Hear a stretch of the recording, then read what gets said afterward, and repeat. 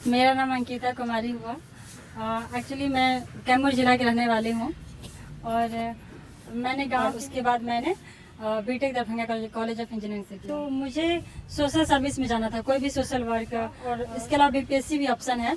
Actually दरोगा का preparation तो मैंने सेल्फ स्टडी से ही किया था। जो एग्जाम का डिमांड होता है उसके अकॉर्डिंग पढ़ना चाहिए। 1 ईयर का करंट अफेयर्स कोई भी आता है, मार्केट में बहुत सारे हैं स्पीड। एक्चुअली मेरा हाइट उस समय 160 चाहिए था, नहीं था, तो मैंने फॉर्म अप्लाई नहीं किया था और मैं दरोगा के लिए एलिजिबल नहीं थी, तो मैंने उस पर ट्राई भी नहीं किया था। तो फिर जब 2213 आया, हाइट कम हुआ 155। थाना में चैलेंजेस तो हैं, बहुत सारे चैलेंजेस हैं।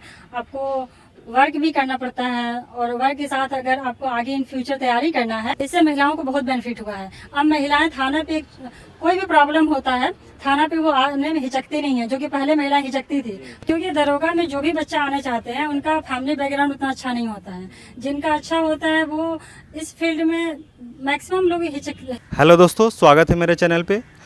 दोस्तों, मैं फिर से आप लोगों के सामने एक नया वीडियो के साथ हूँ। आज हम इंटरव्यू करेंगे 2020 बैच की दरोगा हैं अंकिता कुमारी। सन का जो जर्नी रहा है, कैसे वो इस मुकाम तक पहुँच। मैम, आपका नाम क्या हुआ और आपका इंट्रोडक्शन कैसे, ये पूरा आप बताएं। मेरा नाम अंकिता कुमारी हुआ।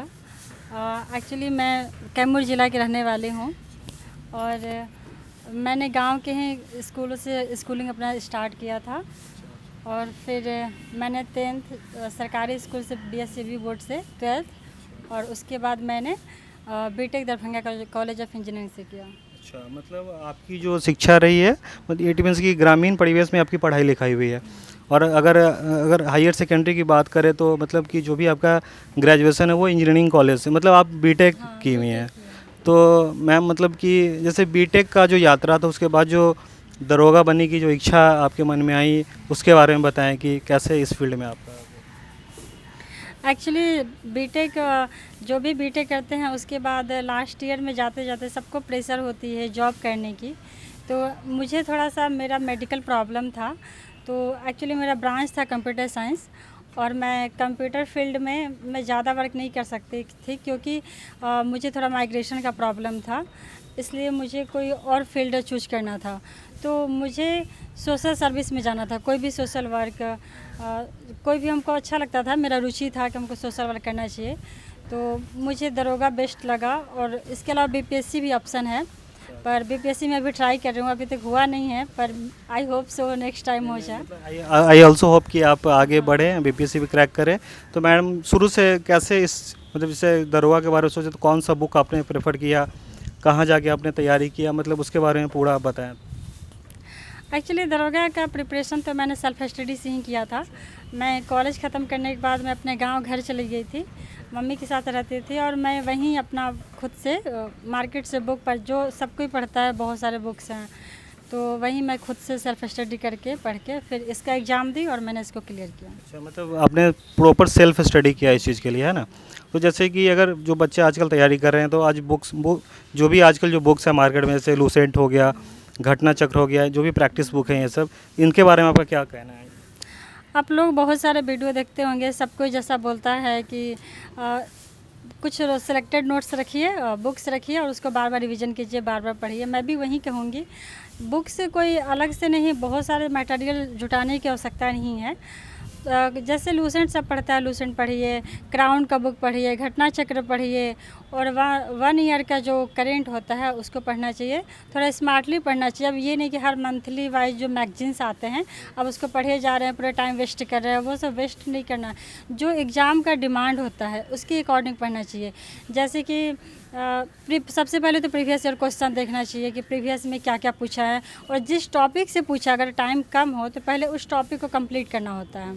कोई भी, जैसे कि विविध से हम अक्सर दरोगा के एग्जाम में 10 क्वेश्चन आता है, मेंस में, पीटी में, दोनों में आता है। तो विविध का लूसेंट के पीछे वो विविध में विविध सेक्शन में दिया रहता है और क्राउन में भी है, घटना चक्र में, तो उसको कंप्लीट करना चाहिए उस टॉपिक को। जैसे नोबेल पुरस्कार, ऑस्कर पुरस्कार, यूनेस्को विरासत जो सूची में है, वो सब जो सिलेक्टेड टॉपिक्स बार बार पूछे जाते हैं, डैम, रिवर, ये सब जो थोड़ा सा रटने वाले होते हैं सेक्शन, तो इसको कंप्लीट करना होता है क्योंकि इससे क्वेश्चन आते ही आते हैं।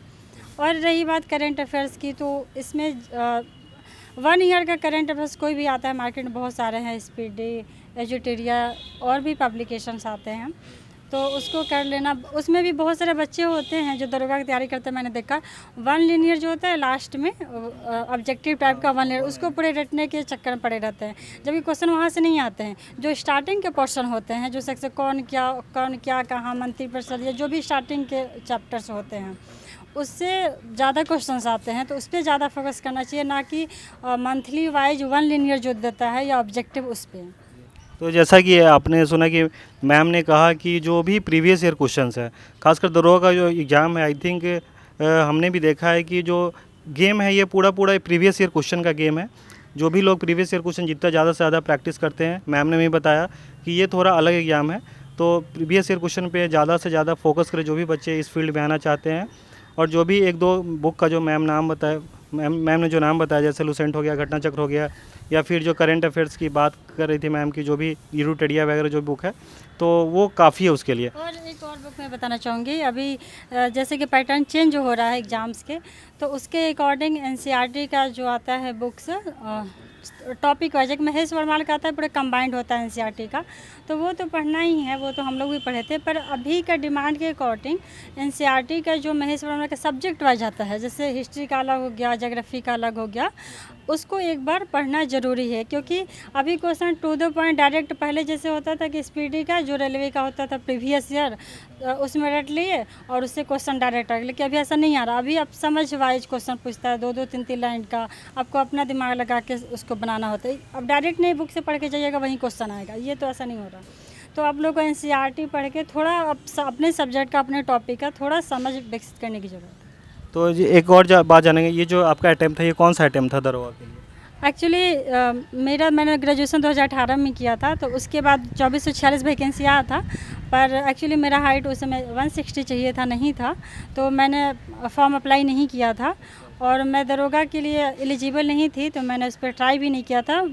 तो फिर जब 2213 आया, हाइट कम हुआ 155, तो मैंने फर्स्ट अटेम्प्ट ही दिया और फिर फाइनली सिलेक्टेड हो गया। मतलब मैम का जो इशू था, हाइट को लेके इशू था, और मतलब संयोग बस के हैं लकली कि वो उसमें कमी आई है ना, जो एज रिक्वायरमेंट, जो भी इनका हाइट रिक्वायरमेंट था महिलाओं के लिए, वो उसमें कमी आई, जिसका फ़ायदा मैम को हुआ था। ये तो अब बहुत बड़ी बात है मैम। अब कैसा मतलब सरकार को आप धन्यवाद देना चाहेंगी, जो भी गवर्नमेंट है महिलाओं के लिए सोच रही है तो। या और फिर मैं ये भी कहना चाहूँगी कि बहुत सारी लड़कियां बिहार में हैं जो डीएसपी बनना चाहती हैं, उसमें भी अगर सरकार एसआई की तरह हाइट कम करे, तो उसमें भी हमारी तरह बहुत सारी लड़कियों को, जैसा कि सरकार आगे बढ़ाने के लिए मुहिम चला रखा है कि महिलाओं को आगे करे, तो डीएसपी का भी हाइट 158 है, जो कि बहुत सारे हमारी तरह महिलाएँ हैं जो कि नहीं जा पाती हैं। 2213 में भी बहुत सारे महिलाओं का सिलेक्शन हुआ है 155 हाइट की वजह से, जो कि पिछले रिकॉर्ड से ज़्यादा ही हैं, इस बार सिलेक्टेड हुई हैं। और कट ऑफ भी इसी वजह से ज़्यादा गया है, क्योंकि महिलाएं शिक्षित हैं बिहार में, हाइट के वजह से वो नहीं हो पा रही थी। तो सरकार अगर वीडियो आप लोग शेयर करेंगे तो शायद ये बात पहुँचे आगे कि नहीं डीएसपी पोस्ट के लिए भी 155 152 किया जाए, क्योंकि हाइट से ज़्यादा आपको अच्छा एक योग्य व्यक्ति चाहिए उस पोस्ट के। हाँ, हाइट मैटर नहीं करना चाहिए, क्योंकि काफ़ी वो एक गैजेटेड पोस्ट है डीएसपी, तो पोस्ट के लिए भी तो हाइट 147 ही होता है। तो आई होप सो कि नेक्स्ट टाइम हमारी गवर्नमेंट इस पर ध्यान दे। तो एक और बात जानना चाहेंगे मैम से कि जैसे मैम ने तो एग्ज़ाम क्वालिफाई कर लिया है, जो भी इनका प्रोसेस सब बताया, तो उसके बाद जानना चाहेंगे कि जो अभी मैम का जो भी पोस्टिंग है, आई थिंक बेऊर थाना में है, तो थाना का जो एक्सपीरियंस है, अभी तो इनका ट्रेनिंग नहीं हुआ है, जो भी राजगीर में जो ट्रेनिंग है वहाँ पे, तो अभी आपका जो ट्रेनिंग चल रहा है एज ए थाना पे जो भी, तो उसके बारे में कुछ शेयर करें, कैसा क्या जो अपॉर्चुनिटी दिख रही है आपको, क्या चैलेंजेस है वहाँ पे, इसके बारे में कुछ बताएं आप। एक्चुअली थाना, अब जो लोग भी दरोगा ज्वाइन करना चाहते हैं, अगर वो लोग ज्वाइन करना, अच्छी बात है, बहुत अच्छा पोस्ट है, और बहुत अच्छा फील भी होता है जब आपको पब्लिक का कोई मजबूर लाचार व्यक्ति आपके पास आता है अपना हेल्प मांगने, और उसका हेल्प करते हैं, उसको न्याय दिलाते हैं, तो बहुत प्राउड फील होता है कि हम इस योग्य हैं कि हम किसी का प्रॉब्लम्स, परेशानियां दूर कर सकते हैं।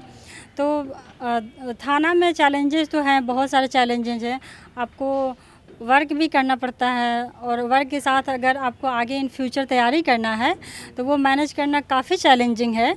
उसके बावजूद बहुत सारे लोग हैं जिनसे आप लोग इंस्पायर हो सकते हैं, कर सकते हैं, मैं भी कर रही हूँ। और ये होता है कि जब एग्ज़ाम तैयारी करता है आदमी, प्रिपरेशन में होता है, तो लगता है कि चलो आज पढ़ लिए, थोड़ा सा 2-3 दिन बाद तो मूड अपसेट होता ही है, तो थोड़ा नहीं पढ़ते हैं 2-3 घंटे। लेकिन जब आप जॉब में आते हैं तो कहीं ना कहीं आपको उससे ज़्यादा काम करना पड़ता है जो आप स्टूडेंट पीरियड में पढ़ाई किए थे। एक्चुअली आप स्टूडेंट पीरियड में 8 घंटा पढ़ लिए तो आप बहुत अच्छा मुकाम हासिल कर सकते हैं, लेकिन आपको जॉब पीरियड में 12 घंटे, 10 घंटे, 8 घंटे ड्यूटी करने ही करने हैं मिनिमम, क्योंकि 24 आवर का ड्यूटी है तो सबको पता है। एक्चुअली कोई भी एग्ज़ाम हो, जॉब हो, तो सरकार बस ये देखना चाहता है कि आप कितना आवर वर्किंग टाइम दे सकते हैं। आप अगर रूम पे एज ए स्टूडेंट आप 10 घंटे 12 घंटा दे सकते हैं तो आपको उस योग्य पोस्ट मिलेगा, क्योंकि अगर आपको डीएसपी एसडीएम अगर बनना है तो आपको 15 घंटे 14 घंटे विथ प्रेशर आपको झेलना पड़ेगा। तो वो प्रेशर आपको पहले ही लर्न करना पड़ेगा कि हम स्टडी कैसे करें, 14 घंटे 12 घंटे। जो स्टूडेंट उतना कर लेते हैं वो उस पोस्ट के लिए योग्य होते हैं, इसलिए उनका सिलेक्शन होता है। तो बस खुद को इम्प्रूव करना है कि नहीं हमको 10 घंटे 8 घंटे पढ़ने हैं, क्योंकि जॉब में आने के बाद हम ना चाहते हुए भी उतना आपको करना पड़ेगा। इसलिए आप पहले ही करें और आप जिस योग्य हैं उस योग्य आपको पोस्ट मिलेगा, आप समाज का नाम रोशन करेंगे। तो जैसा कि मैम ने बताया कि ये काफ़ी चैलेंजिंग जॉब है, आपको यहाँ पे कोई फिक्स छुट्टी का वो शेड्यूल नहीं होता है, 24 आवर ड्यूटी है ये। तो मैम से एक और बात हम जानना चाहेंगे कि जैसे कि आप एक महिला हैं, तो फील्ड में जब आप जैसे अब ये आप फील्ड में ऑन द जॉब है, तो क्या फील कर रहे हैं कि जो महिलाओं से रिलेटेड जो भी समस्याएँ हैं आपके पास आती होंगी या फिर आप देखते होंगे उस चीज़ों को, तो आप उसमें क्या योगदान दे सकते हैं? आप कैसे उनकी समस्याओं को दूर कर सकती हैं, या फिर उनको एज होता है ना एज ए काउंसलिंग के द्वारा भी कि आप पर्सनल ट्रीट करके उनको, तो क्या लगता है आपको कि आपका उसमें योगदान हो सकता है? जो आजकल महिलाएं भटक रही हैं, अपने बहुत सारे केसेज हैं महिलाओं से रिलेटेड, तो उस पर आप कुछ बताएं। या एक्चुअली डेली बेसिस पे थाना में तो बहुत सारे केसेस आते हैं, तो यहाँ पे महिलाओं से रिलेटेड महिलाओं को बिहार में बहुत सारे ज़्यादा संख्या में इंडिया में पूरा सिलेक्टेड है, इससे महिलाओं को बहुत बेनिफिट हुआ है। अब महिलाएं थाना पे कोई भी प्रॉब्लम होता है थाना पे वो आने में हिचकती नहीं है, जो कि पहले महिलाएं हिचकती थी। हम लोग के आने से कम वो थाने तो आने लगे, अपनी समस्याएं बताने लगे। बहुत सारे जैसे शराब से है, शराब पी के पति पीटता है, पति पत्नी में कला है, सास ससुर के साथ कला है, बहुत सारा होता है, मारपीट, घरेलू प्रताड़ना, डोमेस्टिक वायलेंस। तो ये सब बहुत सारी चीज़ें होते हैं। हम लोग अपने लेवल पर उनको न्याय दिलाने का कोशिश करते हैं और आगे भी करते रहेंगे, और इससे बिहार की बहुत सारी महिलाएं लाभान्वित हुई हैं। और आगे तो जैसा कि नीतीश कुमार का जो हमारे मुख्यमंत्री हैं, उनका ये मतलब ये योजना रहा, मतलब उनका एक घोषणा पत्र था कि जो भी महिलाएं उनको मतलब उचित आरक्षण दिया जाएगा, जो भी नौकरियां हैं, और ये साबित भी हुआ। अभी बिहार में 35% जो आरक्षण है वो नौकरियों में है, जो भी राज्य सरकार की नौकरियां हैं। और अगर हम बात करें नगर निगम, नगर पालिका जो भी, या फिर पंचायती चुनाव प्रणाली, वहाँ 50% आरक्षण दिया गया। तो उसका प्रभाव अब समाज में देखने को धीरे धीरे मिल रहा है। जैसा कि मैम ने बताया कि महिलाएं जो हैं अब वो थाना पे आने में हिचकती नहीं है, जो भी अपनी परेशानियां वो लेके आती हैं और बताती हैं, क्योंकि वहाँ पे ऑलरेडी पहले से महिला पुलिस कांस्टेबल हो, महिला दरोगा हो, या फिर महिला जो भी डीएसपी हो, मतलब कहने का मतलब है कि अब महिलाओं को लगता है कि उनके लिए जो एक होता है ना पर्सनल ट्रीट के लिए, जो उनको साइकोलॉजिकली उनको समझे, इस तरह की व्यवस्थाएं अब हैं। मतलब अब बिहार बदल रहा है, ऐसा हम कह सकते हैं। मतलब पहले के बिहार में और अब के बिहार में अगर देखें, प्रशासनिक ढांचा को अगर देखें या फिर प्रशासनिक सूझबूझ की बात करें, तो आपको कैसा लग रहा है? आप क्या फील किए थाना पे? बहुत अच्छा फील किए हैं। पहले से हमारा थाना, हमारा सिस्टम बहुत इम्प्रूव किया है और आगे भी करते रहेगा। सरकार भी कोशिश कर रही है इसके लिए और बहुत अच्छा है ये। और अभी तो बहुत सारे योजनाएं भी चल रहे हैं, डिजिटल इंडिया हो गया, लोग भी जागरूक हो रहे हैं। लोग भी छोटी छोटी सी परेशानियों पर पहले जो कि लोग नहीं जाना चाहते थे, हिचकते थे, लेकिन अभी न्याय प्रणाली लोगों को पारदर्शिता दे रही है, तो लोग बिल्कुल नहीं हिचकते हैं। उनका प्रॉब्लम्स पूरा दूर किया जा रहा है। तो मतलब ये बहुत अच्छा लगा मैम से बात करके। मैम ने काफ़ी अच्छा बताया सब कुछ के बारे में, जो भी इनका जर्नी रहा, पढ़ाई से रिलेटेड हो, इनका पर्सनल जो एक्सपीरियंस है एज ए थाना में जो पोस्टेड है उनके बारे में, अभी जो सामाजिक जो भी कला हैं महिलाओं को से रिलेटेड, उनके बारे में मैम ने खुल के बात की हम लोगों से।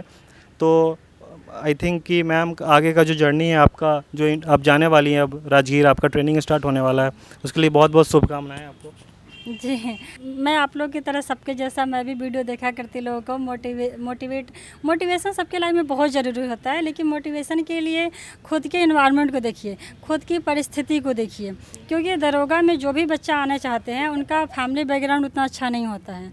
जिनका अच्छा होता है वो इस फील्ड में मैक्सिमम लोग हिचकते हैं, क्योंकि इसमें वर्क लोड ज़्यादा है, प्रेशर ज़्यादा है आपको।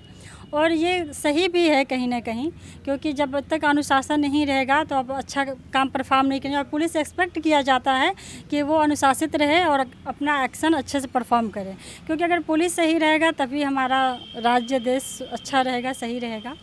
तो मैं यही स्टूडेंट जो भी अभ्यर्थी इस डिपार्टमेंट में आना चाहते हैं, आप लोग पूरे अपना 8-10 घंटे पढ़ाई कीजिए। कोई ज़रूरी नहीं है, लेकिन जितना देर पढ़िए बहुत अच्छे से पढ़िए, और बुक्स को बहुत ज़्यादा जो क्वेश्चन अनरिलेवेंट है, इरेलीवेंट जो क्वेश्चंस हैं वो नहीं पढ़ने हैं। ये नहीं कि कुछ भी पढ़ रहे हैं, इरेलीवेंट सब्जेक्ट से पढ़ रहे हैं इधर उधर का, वैसा कुछ नहीं करना है। वही पढ़ने हैं जो स्मार्टली जो क्वेश्चन आते हैं, जैसे कि कुछ भी सिलेक्टेड चीज़ है। अब प्रीवियस ईयर का प्रैक्टिस, बहुत सारे बच्चों को मैं देखती हूँ कि वो लोग प्रैक्टिस सेट बना रहे हैं 6 महीने, साल, 1 साल तक बना रहे हैं। एक प्रैक्टिस सेट बनाने में 2 घंटे, उसको रिवीजन करने में 2 घंटे, 4 घंटे टाइम वेस्ट होते हैं। तो आप प्रैक्टिस सेट बनाइए। प्रैक्टिस सेट सिर्फ इसलिए होता है कि आपका टाइम मैनेजमेंट करें, स्पीड में इम्प्रूवमेंट करें। तो वो बहुत इम्पोर्टेंट नहीं होता है जितना आपको नॉलेज और जो भी एग्ज़ाम ओरिएंटेड जो क्वेश्चंस आते हैं आपको वो ज़्यादा ज़रूरी हैं। तो उसके लिए अपने कंटेंट पर फोकस करना चाहिए, ना कि इधर उधर की चीज़ों पे। ये तो ठीक है। तो बहुत बहुत धन्यवाद मैम का, मैम ने समय निकाला है, मैम ने गाइड किया उन बच्चों को जो बच्चे इस फील्ड में आना चाहते हैं। सभी को बहुत ही मैंने बारीकी से बताया, मैम सारी बातों को अपनी रखी, और बहुत बहुत धन्यवाद। इसी के साथ मैं इस वीडियो को ख़त्म करता हूँ।